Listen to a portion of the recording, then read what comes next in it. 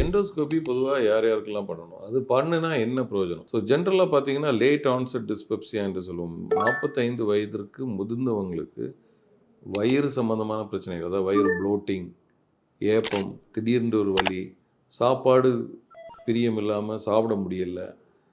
அதாவது சாப்பாடு குவான்டிட்டி குறைஞ்சிருது. இந்த மாரி டிஃபிகல்டி இருக்கும்போது அவங்களுக்கு வந்து எண்டோஸ்கோபி கண்டிப்பா பண்ணணும். இது தவிர there are some alarming symptoms. அதாவது வாந்தி இருக்குது, பிளட் வாமிட் ஆகுது, டயட் சாப்பிடும்போது இது அடைக்கிற மாரி இருக்குது, வெயிட் லாஸ் ஆயிட்டே போகுது, மோஷன் பிளாக் கலர்ல போகுது.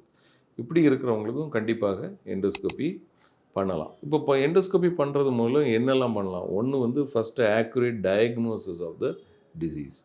முதல்ல வந்து நம்ம கிளியரா அத பார்த்து இது என்ன நோயா இருக்கும் அப்படிங்கிறத நம்ம தெரிஞ்சுக்கலாம்.